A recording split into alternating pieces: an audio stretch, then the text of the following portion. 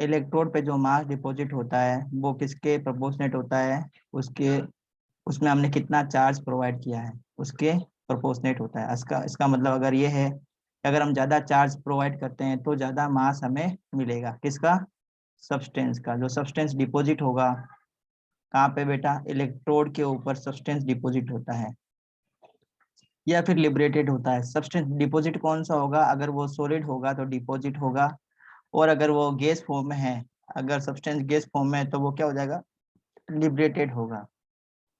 ये फेराडे का first law है। मतलब जितना ज्यादा आप इलेक्ट्रिसिटी प्रोवाइड कराएंगे इलेक्ट्रोलाइटिक सेल में, उतना ही ज्यादा मास डिपॉजिट होगा, किसका, सब्सटेंस का। कहाँ पे, इलेक्ट्रोड पे। कौन कौन से, कैथोड पे और एनोड पे। ये हमने फर्स्ट लॉ देखा था।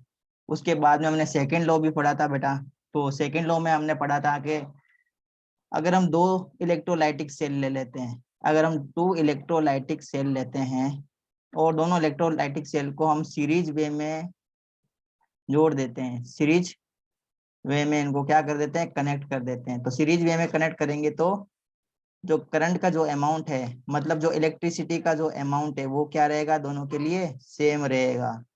अब सेम अमाउंट में इलेक्ट्रिसिटी दोनों सेल के अंदर जाएगी, तो कितना अमाउंट में सब्सटेंस डिपॉजिट होगा, किसके ऊपर डिपेंड करेगा, ये डिपेंड करेगा जो जो भी मेटेरियल, जो भी सब्सटेंस है ना, उसके इक्विवेलेंट वेट पे डिपेंड करेगा। मास ऑफ, कल हमने 2 सेल बनाए थे और 2 सेल को हमने इस टाइप से इसको कनेक्ट करके भी आप लोगों को बताया था। इसमें अलग टाइप के इलेक्ट्रोड थे, इसमें अलग टाइप के इलेक्ट्रोड है, दोनों में अलग टाइप का इलेक्ट्रोलाइटिक सॉल्यूशन भरा है, इसमें भी एक अलग टाइप का इलेक्ट्रोलाइटिक सॉल्यूशन भरा है। इसको हमने ऐसे, कल हमने इस टाइप से इसको बैटरी से कनेक्ट किया था ऐसे, फिर इसको हमने ऐसे कनेक्ट करके आपको बताया था। तो ये प्लस है, ये माइनस है, तो ये प्लस था और ये माइनस का टर्मिनल था। इस टाइप से मैंने कल आपको बताया। तो यहाँ पे मान लो हमने ले लिया AgNO3 का सॉल्यूशन, और ये जो रोड है वो किसकी ले ली, हमने सिल्वर की ले ली। इसी टाइप से ये जो सॉल्यूशन लिया हमने कॉपर सल्फेट का लिया, और ये जो रोड है ये कॉपर की ले ली हमने। इस टाइप से हमने 2 इलेक्ट्रोलाइटिक सेल को कनेक्ट किया था, किसमें बेटा, सीरीज वे में कनेक्ट किया था। तो हमने पढ़ा था according to second law, according to second law of Faraday, Faraday second law, इसके अकॉर्डिंग हमने क्या पढ़ा था, इसके अकॉर्डिंग हमने पढ़ा था कि mass of Ag deposited divided by mass of copper deposited, इसके बराबर होगा, ये होगा equivalent weight of Ag divided by equivalent weight of copper, इसके बराबर होगा। ठीक है, इसका मतलब इक्विवेलेंट मास Ag का ज्यादा है, सिल्वर का इक्विवेलेंट मास ज्यादा है, तो सिल्वर का जो मास है, इक्विवेलेंट वेट ज्यादा है अगर सिल्वर का, तो सिल्वर का जो मास होगा डिपॉजिट वो भी ज्यादा होगा। अगर इक्विवेलेंट वेट कॉपर का ज्यादा है तो इसका ज्यादा मास डिपॉजिट होगा। ये हमने सेकंड लॉ में पढ़ लिया था। इसके बाद में और हम कुछ डिस्कस कर लेते हैं बेटा।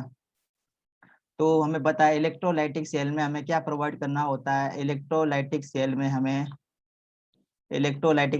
इलेक्ट्रिसिटी प्रोवाइड करानी होती है, इलेक्ट्रिसिटी, ये हमें इसको प्रोवाइड करानी होती है। अभी आपको पता है बेटा इलेक्ट्रिसिटी का मतलब चार्ज, और चार्ज का मतलब है Q into E, Q equal to N into ई।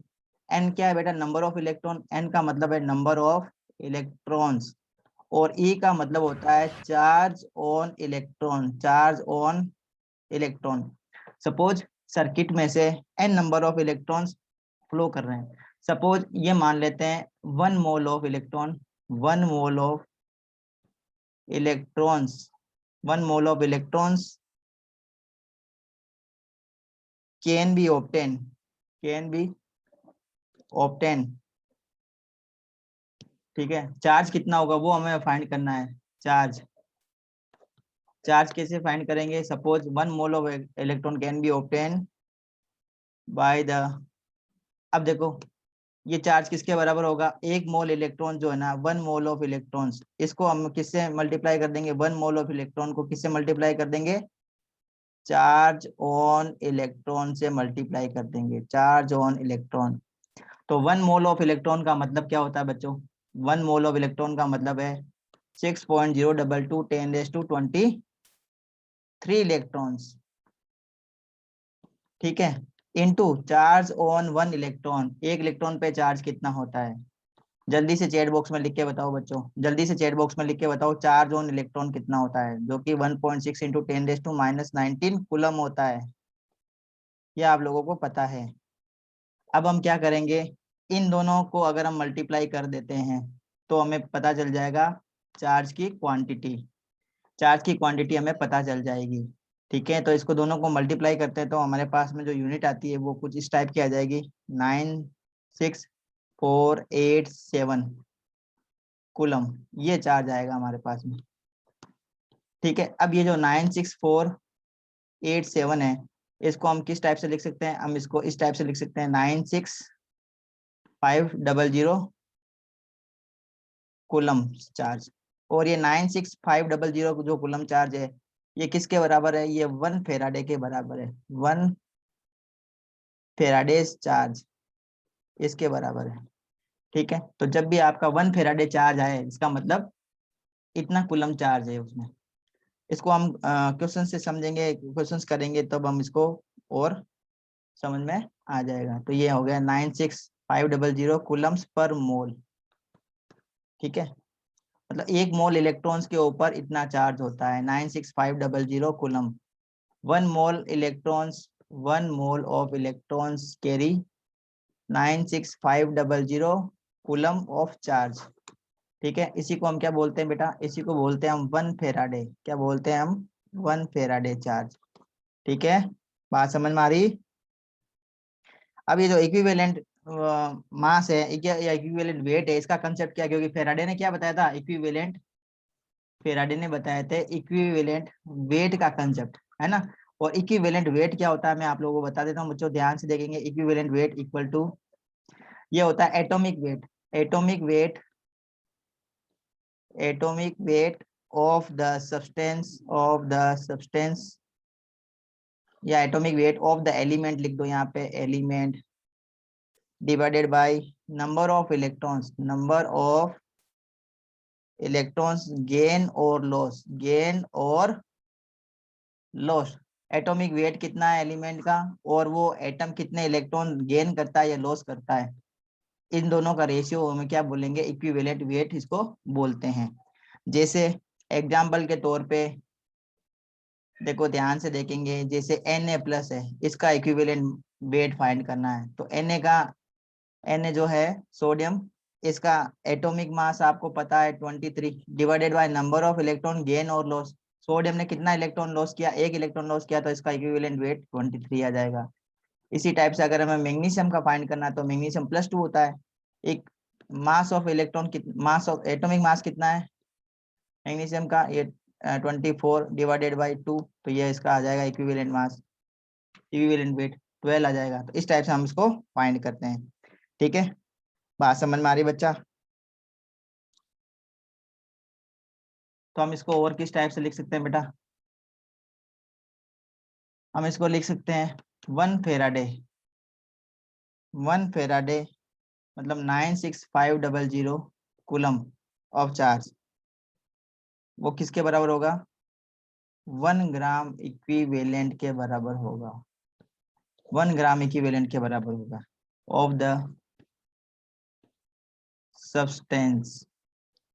ठीक है, तो जेड को हम किस टाइप से लिख सकते हैं, जेड का मतलब क्या है, पहले कल मैंने बताया था इलेक्ट्रोकेमिकल इक्विवेलेंट है, जेड का मतलब क्या है, इलेक्ट्रोकेमिकल इक्विवेलेंट। इसको हम कैसे फाइंड करेंगे, इसको हम फाइंड करेंगे equivalent weight of the substance. और इक्विवेलेंट वेट हम कैसे फाइंड करेंगे, अभी हमने ऊपर एक फॉर्मूला बताया, ये फॉर्मूला, इस फॉर्मूले के थ्रू हम इक्विवेलेंट वेट भी फाइंड कर लेंगे, इस फॉर्मूले के थ्रू हम इक्विवेलेंट वेट फाइंड कर लेंगे। और इक्विवेलेंट वेट में हम क्या कर देंगे, डिवाइड कर देंगे, किसको, किससे डिवाइड कर देंगे, 1 फेराडे से, और 1 फेराडे का मतलब है 96500 कूलम, इससे डिवाइड कर देंगे तो हमारे पास में जेड की वैल्यू आ जाएगी। तो बात आप लोगों को समझ में आ चुकी होगी बच्चों। एक न्यूमेरिकल क्वेश्चन करते, उससे आप लोगों को और ज्यादा समझ में आएगा। तो न्यूमेरिकल क्वेश्चन को ध्यान से देखेंगे, ये अभी फेराडे का सेकंड लॉ आप लोगों को समझ में आ जाएगा। तो क्वेश्चन है बेटा, how much charge is required for the following reactions. तो यहाँ पे कुछ 2 रिएक्शंस लिखी है, उसमें आपको बताना कितना चार्ज की रिक्वायरमेंट होगी। फर्स्ट लिखा है 1 mole of aluminium to aluminium plus 3 to aluminium. 1 mole aluminium plus 3 को किस में कन्वर्ट करना है? एल्यूमिनियम के अंदर कन्वर्ट करना है। सेकेंड क्वेश्चन है 1 mole of MnO4 negative to Mn plus 2। देखो ध्यान से देखेंगे, Al+3 को किस में कन्वर्ट करना है? एल्यूमिनियम के अंदर, इसका रिडक्शन होगा। ठीक है, तो यहाँ पे हम कैसे फाइंड करेंगे? देखो ध्यान से देखेंगे, तो इसको कितने इलेक्ट्रॉन की रिक्वायर है बेटा? इसको कितने इलेक्ट्रॉन की रिक्वायर है? देखो 1 मोल ऑफ एल्यूमिनियम 3 है। Al अगर सिंपल एक ही आयन होता तो इसको Al में कन्वर्ट करने के लिए हमें कितने इलेक्ट्रॉन की रिक्वायरमेंट होती? इसको सिर्फ 3 इलेक्ट्रॉन की रिक्वायरमेंट होगी। अगर 3 इलेक्ट्रॉन ले लेता तो ये Al के अंदर कन्वर्ट हो जाता। अब ये 1 नहीं है, अब ये 1 अकेला आयन नहीं है, 1 आयन नहीं है। अब ये क्या है बेटा? 1 मोल ऑफ आयन है, 1 मोल ऑफ Al+3 आयन है। इसका मतलब number of Al+3 will be Avogadro number, Avogadro number के बराबर है। बात समझ में आ रही? तो एक एवोगाड्रो नंबर के बराबर है, इसका मतलब कितना चार्ज रिक्वायरमेंट होगा? इसको 1 फेराडे का चार्ज रिक्वायरमेंट होगा। 1 फेराडे चार्ज रिक्वायर होगा किसको? एक एल्यूमिनियम प्लस 3 को किस में कन्वर्ट करना है?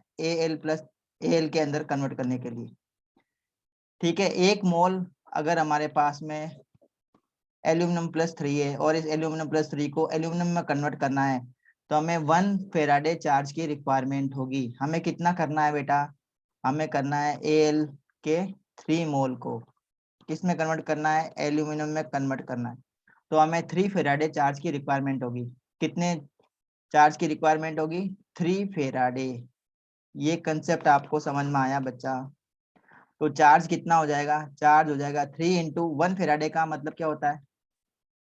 1 फेराडे चार्ज का मतलब होता है 96500 कूलम। ठीक है, तो इसको 3 से मल्टीप्लाई कर देंगे, 96500, तो हमारे पास में वैल्यू आ जाएगी 289500 कूलम। ये आंसर आ गया हमारे पास। किस किस को समझ में आया ये? जल्दी से चैट बॉक्स में लिख के बताओ, किस किस को समझ में आ गया? जल्दी से बता दो। एक क्वेश्चन आप लोगों को करना है होमवर्क में, एक क्वेश्चन मैं आप लोगों को होमवर्क में दे रहा हूँ। 1 मोल ऑफ कॉपर प्लस 2, इसको कन्वर्ट करना है कॉपर में, कितने चार्ज की रिक्वायरमेंट होगी? You have to find the charge, कितने चार्ज की रिक्वायरमेंट होगी इसमें, इस इक्वेशन में कितने चार्ज की रिक्वायरमेंट होगी? क्वेश्चन नंबर जो सेकेंड मैंने बताया था, 1 मोल ऑफ MnO4 माइनस को किस में कन्वर्ट करना है? Mn+2 में कन्वर्ट करना है। तो कितने चार्ज की रिक्वायरमेंट होगी ये देख लेते हैं। तो यहाँ पे देखो बेटा, इसमें Mn की ऑक्सीडेशन नंबर कितना है? इसमें Mn का ऑक्सीडेशन नंबर +7 है। +7 से किस में कन्वर्ट हो रहा है? Mn+2 में कन्वर्ट हो रहा है। तो इसने कितने इलेक्ट्रॉन लिए होंगे? इसने 5 इलेक्ट्रॉन लिए हैं, तब ये इसमें कन्वर्ट होगा। तो एक अगर Mn+7 है तो उसको 5 इलेक्ट्रॉन की रिक्वायरमेंट है, तो 1 मोल को कितनी रिक्वायरमेंट होगी? 5 फेराडेज। कंसेप्ट क्लियर है ना? एक Mn+7 को किस में कन्वर्ट करना है? एक Mn+7 को कन्वर्ट करना है Mn+2 में। 7 को +2 में कन्वर्ट करना है तो हमें 5 इलेक्ट्रॉन इसको देने पड़ेंगे, तब जाके ये Mn+2 में कन्वर्ट होगा। अब मान लो हमारे पास में 1 मोल है MnO4 नेगेटिव के, जिसमें Mn की ऑक्सीडेशन नंबर क्या है? +7 है। तो 1 मोल को Mn+2 के 1 मोल में कन्वर्ट करने के लिए हमें कितने चार्ज की रिक्वायरमेंट हो जाएगी बेटा? सिर्फ एक आयन को Mn+2 में कन्वर्ट करने के लिए हमें 5 इलेक्ट्रॉन की रिक्वायरमेंट होती है। तो 1 मोल ऑफ MnO4 को Mn+2 में कन्वर्ट करने के लिए हमें 5 फेराडे चार्ज की रिक्वायरमेंट होगी। ये कंसेप्ट सबको क्लियर है? तो 5 इंटू 96500, इसको कर लेना आप सोल्व। तो सोल्व कर लोगे तो आपके पास में आंसर हो जाएगा 482500 कूलम। कितने चार्ज की रिक्वायरमेंट होगी। तो ये अभी हमने इसका न्यूमेरिकल भी करवा दिया। समझ में आया सभी को? सबको समझ में आया बच्चों? ध्यान से बता दो, ध्यान से देखो, उसको बताओ मेरे को किसको समझ में आया, नहीं आया तो मुझे बताओ, मैं वापस समझाता हूँ। जो इसमें हमें पढ़नी है वो आपको पढ़ना है बेटा। कंडक्टर्स क्या होता है, इंसुलेटर्स क्या होते हैं, तो आप लोगों ने बचपन में भी सीख लिया होगा, 6 क्लास से आप लोग पढ़ते आए हो। What are the conductors and what are the insulator. तो conductors are do substance which allow electricity to pass through them are called conductor. And insulator क्या होते हैं, जो इलेक्ट्रिसिटी को पास नहीं कर पाते, वो सारे सारे क्या होते हैं, इंसुलेटर होते हैं। अब जो कंडक्टर्स है ना बेटा, इनको दो कैटेगरी में डिवाइड किया है। जो कंडक्टर्स है, कंडक्टर्स, इसको दो कैटेगरी में डिवाइड किया है इस चैप्टर में। कौन कौन से होते हैं वो ध्यान से देखेंगे और समझने का प्रयास करेंगे। ठीक है बेटा, दो टाइप के होते हैं, ध्यान से देखना है आप लोगों को और समझने का प्रयास करना है आप लोगों को। तो फर्स्ट टाइप का जो कंडक्टर है उसे हम बोलते हैं इलेक्ट्रॉनिक कंडक्टर। क्या बोलते हैं, इलेक्ट्रॉनिक कंडक्टर्स। और दूसरे टाइप के कंडक्टर्स होते हैं electrolytic conductors. Electrolytic electrolytic conductors. First है इलेक्ट्रॉनिक कंडक्टर्स, दूसरा इलेक्ट्रोलाइटिक कंडक्टर्स। दोनों में क्या डिफरेंस है, दोनों क्या होते हैं, तो ध्यान से देखेंगे और साथ साथ में लिखते रहेंगे। लिखने की प्रैक्टिस कर लो बेटा। तो सबसे पहले हम डिस्कस करेंगे इलेक्ट्रॉनिक कंडक्टर्स को। इलेक्ट्रॉनिक कंडक्टर्स क्या होते हैं, तो those type of conductors which conduct electricity without undergoing any decomposition। मतलब those conductors which conduct electricity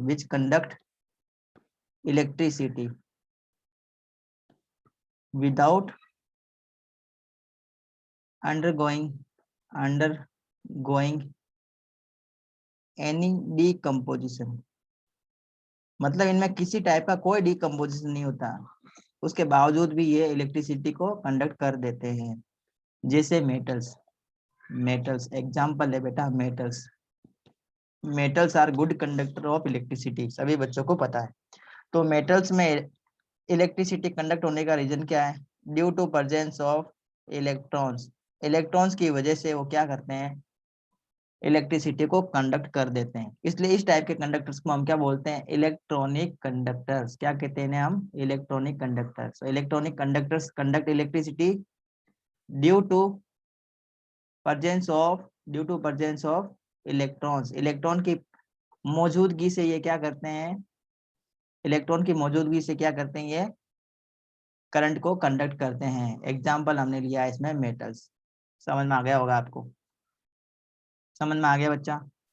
दूसरा इसमें डिफरेंस हम दूसरा हम डिस्कस कर लेते हैं बेटा, इलेक्ट्रोलाइटिक कंडक्टर्स। अब इलेक्ट्रोलाइटिक कंडक्टर्स क्या होते हैं, दोज कंडक्टर्स, ये देखो पूरा आएगा, those conductors which conduct electricity by under going decomposition. ये डीकम्पोजिशन होते हैं, डीकम्पोज होते हैं, मतलब ये डिवाइड होते हैं, ये अपने आयंस के अंदर, अपने छोटे छोटे आयंस के अंदर टूट जाते हैं, उसके बाद में वो कंडक्ट करते हैं इलेक्ट्रिसिटी को। जैसे एग्जांपल लेते हैं NaCl। अगर हम ये सॉलिड ले लेते हैं, सॉलिड केस में, तो ये इलेक्ट्रिसिटी को कंडक्ट नहीं करेगा। ध्यान देंगे बेटा, ये इलेक्ट्रिसिटी को कंडक्ट ही नहीं करता, कौन, NaCl। और जब इसी को हम एक्वस फॉर्म में ले लें, इसी को हम क्या ले लें, या तो हम इसको एक्वस फॉर्म में ले लें,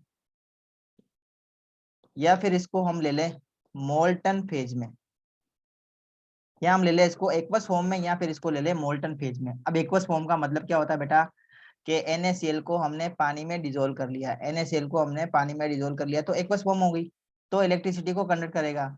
मोल्टन फेज क्या हो गई, NaCl को मेल्ट कराओ, NaCl को मेल्ट कराओ और उसका क्या बना दो, लिक्विड NaCl बना दो, लिक्विड NaCl बनाओ, तो ये क्या करेगा, इलेक्ट्रिसिटी को कंडक्ट करेगा। क्यों करेगा बेटा, एक्वस फॉर्म में, क्योंकि एक्वस फॉर्म में जाएगा तो ये अपने आयंस के अंदर डिसोसिएट हो जाएगा। कौन कौन से आयन बनाएगा, ये सोडियम के और क्लोराइड के। अब due to presence of ions, this type of conductors conduct electricity. So these type of conductors are called electrolytic conductors. क्या बोलते हैं इसको हम? Electrolytic conductor. एक और इनका नाम है, इनको बोलते हैं इलेक्ट्रोलाइट्स. क्या बोलते हैं इनको? इलेक्ट्रोलाइट्स. इनको इलेक्ट्रोलाइट्स भी कहते हैं. Very very important point. बात समझ में आ गई? या तो मोल्टन फेज में करेंगे ये इलेक्ट्रिसिटी को कंडक्ट, या फिर एक्वस फॉर्म में इलेक्ट्रिसिटी को कंडक्ट करेंगे. अब ये जो इलेक्ट्रोलाइट्स है या इलेक्ट्रोलाइटिक कंडक्टर्स है, इसको भी हम दो कैटेगरी के अंदर बेटा डिवाइड करते हैं. इनको भी हम दो कैटेगरी में डिवाइड करते हैं. तो कौन कौन से हैं बेटा? एक होते हैं स्ट्रॉन्ग इलेक्ट्रोलाइट और दूसरे होते हैं वीक इलेक्ट्रोलाइट. कौन कौन से? Strong electrolyte and weak electrolyte. ये भी आपने 11th क्लास में सुना होगा. इलेक्ट्रोलाइट, ये जो इलेक्ट्रोलाइट है इसको दो कैटेगरी में डिवाइड किया. कौन कौन से? इलेक्ट्रोलाइट्स. इलेक्ट्रोलाइट्स एक्चुअल में क्या है? इलेक्ट्रोलाइटिक कंडक्टर्स है बेटा. इलेक्ट्रोलाइटिक कंडक्टर्स है ये, जिसको हम इलेक्ट्रोलाइट्स कहते हैं. इसको दो कैटेगरी में डिवाइड किया है. कौन कौन से बेटा? एक होते हैं स्ट्रॉन्ग इलेक्ट्रोलाइट, एक तो है स्ट्रॉन्ग इलेक्ट्रोलाइट्स, और दूसरे हैं वीक इलेक्ट्रोलाइट्स. Weak electrolytes. अब स्ट्रॉन्ग इलेक्ट्रोलाइट्स क्या होते हैं? Those type of electrolytes which dissociate completely, which dissociate completely in the solution are called strong electrolyte. ऐसे इलेक्ट्रोलाइट जो सॉल्यूशन में कंप्लीटली डिसोसिएट हो जाते हैं. जैसे बेटा स्ट्रॉन्ग एसिड. स्ट्रॉन्ग एसिड में हम बताते हैं HCl, H2SO4, नाइट्रिक एसिड. ये सारे के सारे क्या बेटा? स्ट्रॉन्ग एसिड जो क्या होते हैं? स्ट्रॉन्ग इलेक्ट्रोलाइट होते हैं. स्ट्रॉन्ग बेस में NaOH है, KOH है, ये स्ट्रॉन्ग बेस है. इसी टाइप से कैल्शियम हाइड्रोक्साइड भी स्ट्रॉन्ग बेस की कैटेगरी में आता है. इसी टाइप से अगर हम सोल्ट की बात करते हैं बेटा, तो सोल्ट में हम कौन कौन से सोल्ट ले सकते हैं? सोल्ट में हम ले सकते हैं NaCl. ये स्ट्रॉन्ग इलेक्ट्रोलाइट है, क्योंकि ये अपने आयंस के अंदर क्या होगा? 100% डिसोसिएट हो जाता है. लगभग 90 मोर देन 95% ये डिसोसिएट हो जाते हैं. दूसरी तरफ क्या होते हैं? वीक इलेक्ट्रोलाइट्स भी होते हैं. तो वीक इलेक्ट्रोलाइट क्या होते हैं? कंप्लीटली डिसोसिएट नहीं होते हैं. They do not dissociate completely. ये कंप्लीटली डिसोसिएट ही नहीं होते हैं. इनका जो डिसोसिएशन होता है ना, इनका डिसोसिएशन कितना होता है बेटा? लेस देन 5% होता है. लेस देन 5% इनका डिसोसिएशन होता है. मतलब ये जो स्ट्रॉन्ग इलेक्ट्रोलाइट्स होंगे, इसके लिए डिग्री ऑफ डिसोसिएशन, ये आप लोगों ने एक वर्ड सुना होगा, degree of dissociation. Degree of dissociation आपने 11th क्लास में सुना होगा ये वर्ड. डिग्री ऑफ डिसोसिएशन कितना होता है? अल्फा की वैल्यू होती है 1. और जो वीक इलेक्ट्रोलाइट होते हैं, इनके लिए अल्फा की वैल्यू, डिग्री ऑफ डिसोसिएशन हमेशा क्या होता है? लेस देन 1 होता है. लेस देन 1 होता है. ठीक है, बात समझ में आ गई? मतलब एक मॉलिक्यूल लेंगे तो वो पूरा का पूरा डिसोसिएट हो जाता है, और इसमें एक मॉलिक्यूल लेंगे तो ये बहुत ही कम डिसोसिएट होता है.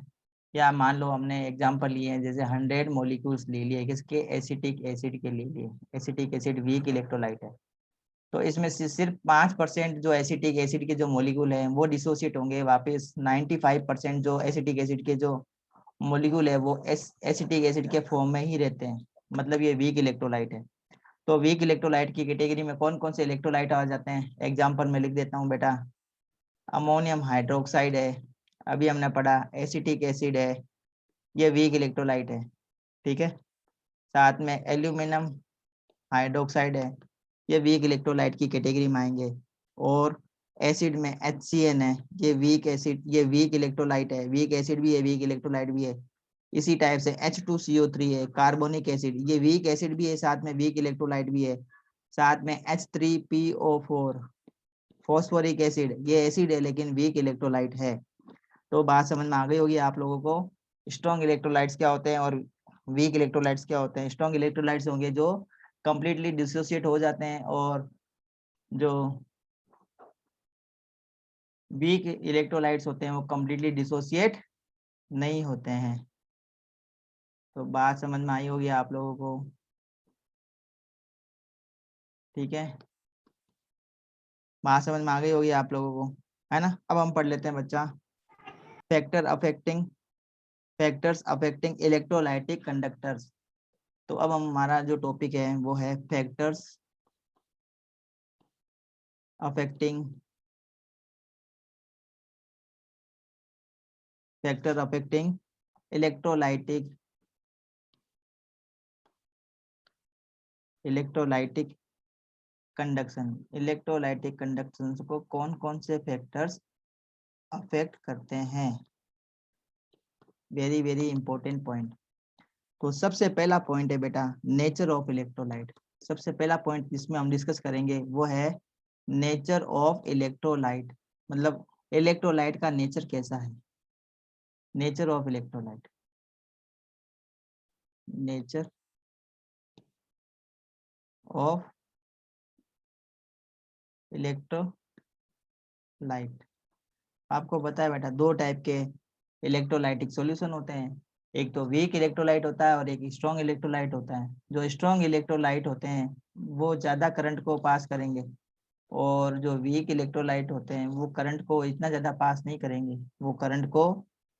वो ज़्यादा कंडक्ट नहीं करते, मतलब वो कंडक्टर तो होते हैं लेकिन इतने ज़्यादा कंडक्टर नहीं होंगे, वो मतलब करंट को इतना जल्दी आसानी से पास आउट नहीं करने देंगे। तो नेचर इलेक्ट्रोलाइट के नेचर के ऊपर डिपेंड करता है। जो स्ट्रॉन्ग इलेक्ट्रोलाइट होते हैं वो आयोनाइज हो जाते हैं कंप्लीटली सॉल्यूशन के अंदर, and hence they conduct electricity to a large extent. कौन बेटा, strong electrolyte, because they dissociate completely, so they conduct electricity to a large extent। Electricity को बहुत बड़े पैमाने पर ये कंडक्ट करते हैं, जबकि वीक इलेक्ट्रोलाइट क्या है, इनके जस्ट रिवर्स हैं। सेकंड पॉइंट है बेटा साइज ऑफ द आयन। जो इलेक्ट्रोलाइट्स हैं चाहे वो स्ट्रॉन्ग हो चाहे वो वीक हो, उनमें जो इनका साइज है आयंस का, उसके ऊपर भी इलेक्ट्रोलाइटिक सॉल्यूशन का कंडक्शन डिपेंड करता है। तो greater the size of the ions, greater of the solvation of the ions, means the combination of the ions with the solvent and hence the conduction will decrease। अब देखो ध्यान से, मैंने क्या बताया, अगर आयंस का साइज बड़ा होगा, आयंस कैसे होंगे, बड़ा साइज है, तो ये क्या करेंगे, ये बड़े बड़े आयंस ये आपस में क्या करेंगे, ये कंबाइन कर लेंगे, आपस में जुड़ जाएंगे। ये बड़े बड़े जो आयंस है ना, ये आपस में जुड़ जाएंगे, और आपस में जुड़ जाने से क्या होगा, जो इनका सोल्वेशन है वो क्या हो जाएगा, सोल्वेशन क्या हो जाएगा बेटा, सोल्वेशन की वजह से इनकी जो कंडक्टेंस है वो कम हो जाएगी।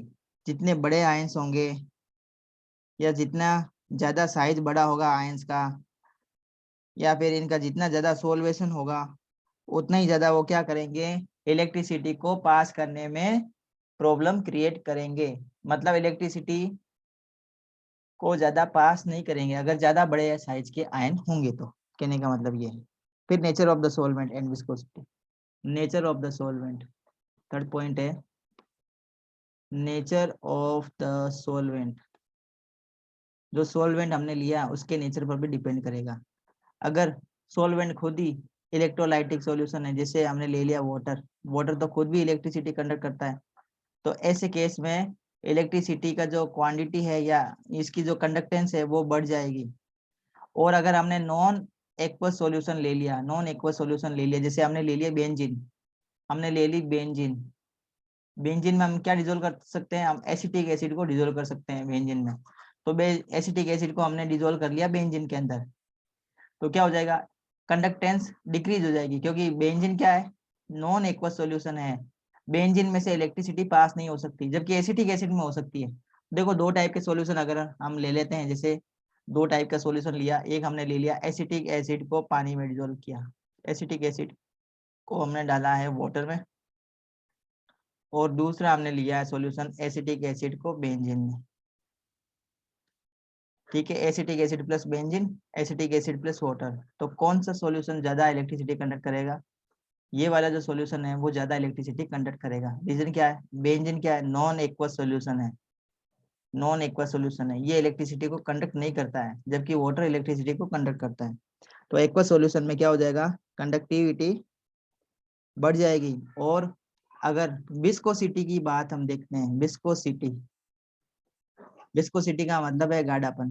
ठीक है, अगर लिक्विड जिसकी विस्कोसिटी ज्यादा है, अगर लिक्विड की विस्कोसिटी ज्यादा है तो कंडक्टेंस क्या हो जाएगी? कम हो जाएगी। और अगर विस्कोसिटी कम है, विस्कोसिटी कम है लिक्विड की, तो कंडक्टेंस क्या हो जाएगी? बढ़ जाएगी, कंडक्टेंस इंक्रीज हो जाएगी। अगर viscosity less, conductance will high. If viscosity is high, conductance will decrease.